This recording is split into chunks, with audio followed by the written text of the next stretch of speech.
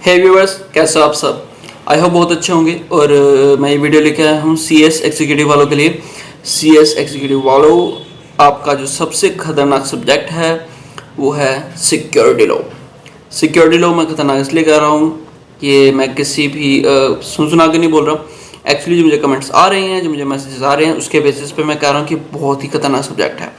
खतरनाक क्यों है, किस लिए से खतरनाक माना जाता है, क्यों इसमें दिक्कत आती है, और आखिर हम किस तरीके से इस चैप्टर को, सब्जेक्ट को कर सकते हैं ताकि हमें परेशानी ना हो, इजी से इजी तरीके में और प्रैक्टिकली। ठीक है, चलिए शुरू करते हैं।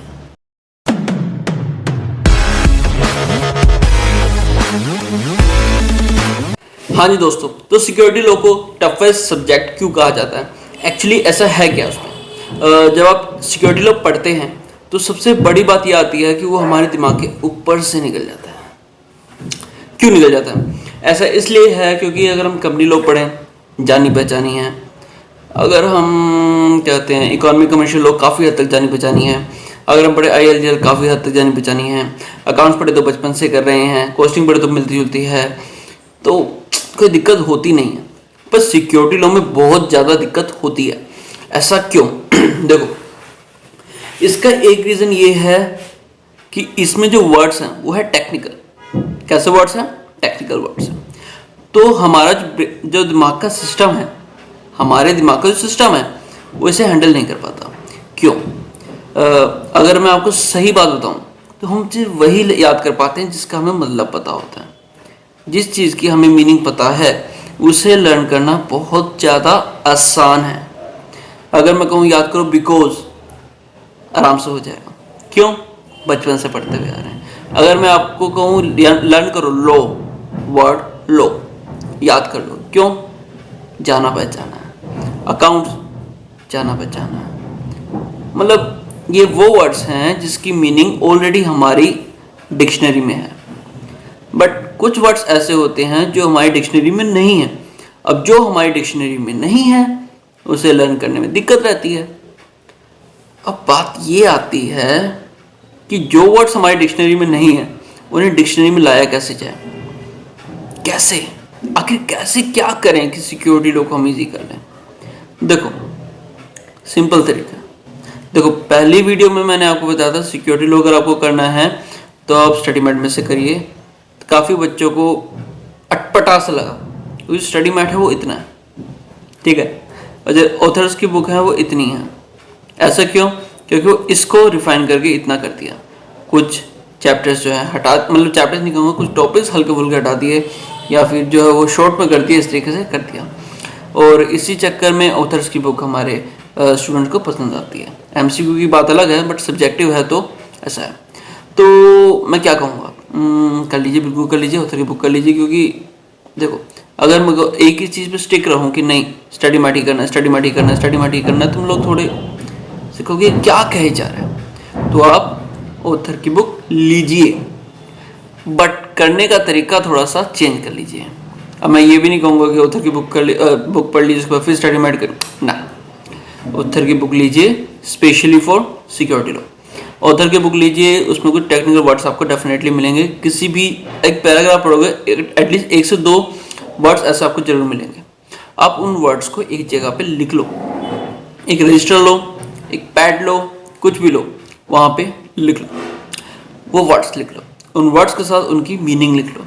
वो मीनिंग कैसे लिखनी है, हिंदी में, इंग्लिश में, जैसे भी आपको कंफर्टेबल लगे। अब वो क्या करना है, आपने लिख लेना है। उसे मल्टी टाइम्स रीड करना है, रीड करना है, रीड करना है, रीड करना है, रीड करना है, रीड करना है, रीड करना है। इससे क्या होगा, धीरे धीरे धीरे धीरे धीरे धीरे वो जो सब वर्ड्स हैं वो आपके यहाँ पे बैठ जाएंगे, यानी कि आपकी डिक्शनरी में वो वर्ड्स आ जाएंगे।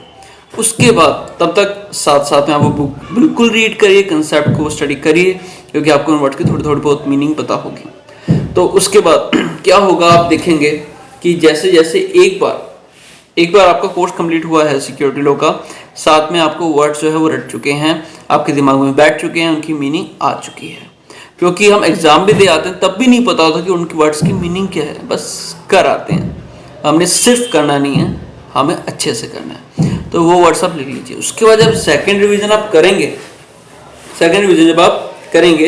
तो क्या होगा, वो वर्ड्स आपको पता होंगे और वो लर्न करने में आपके लिए आसानी रहेगी। लो का एग्जाम है, लर्न तो करना पड़ेगा ना। देखो मैंने क्या बोला था, हमारे इंस्टीट्यूट को चाहिए उसकी लैंग्वेज जो हम देख के राजी नहीं। इससे क्या होगा, वो वर्ड्स हमें लर्न होंगे, A to Z वर्ड्स हमें याद होंगे, तो वर्ड्स हम इंस्टीट्यूट को देंगे। अब इंस्टीट्यूट को जो चाहिए वो उससे मिल गया, और फिर हमें जो चाहिए वो हमें मिलेगा, क्या, मार्क्स। ठीक है, अब बात आती है कि सर कौन से चैप्टर करें, कौन से चैप्टर ना करें, कौन से चैप्टर स्कोरिंग है, कौन से चैप्टर स्कोरिंग नहीं है, क्या करना चाहिए। देखो पहला पॉइंट मैं आपको ये बता दूं कि अभी फिलहाल कुछ नहीं छोड़ना है, ये नहीं देखना कि किस में कितने मार्क्स हैं किस में नहीं है।